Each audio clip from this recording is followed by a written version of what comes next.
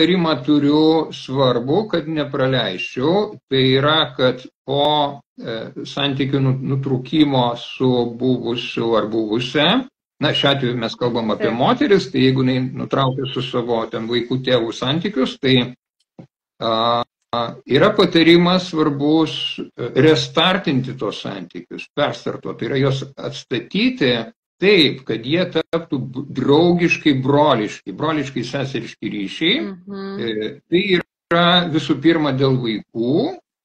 Antra, tu negali žinot, kaip gyvenime, kam ko kada prireiks, kokios aplinkybėse, nes vis tiek tie žmonės yra susiklijavę ir tarp jų lieka įvairūs ryšiai ilgam gyvenimui. Tai jokių būdų jų tų santykių negadinti, nedaryti keršto kažkokio, tai dažnai nemanipuliuot ir ypač nemanipuliuot per vaikus, nes labai dažnai yra daromas, vaikai yra emociškai atskiriami nuo tėvo,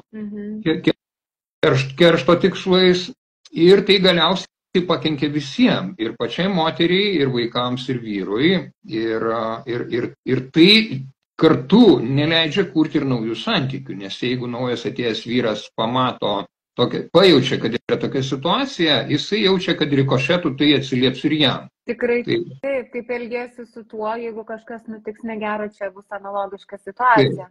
Nu, tas pats, kaip pavyzdžiui, jeigu eini pasimatymą ir susipažįsti su vyru ir jis apie savo buvusią ten taip pila, jau taip varo purvais, tai tu patikėk, kad kai nutiks ta krizė, tu būsi lygiai tokia pati ir galbūt dar blogesnė.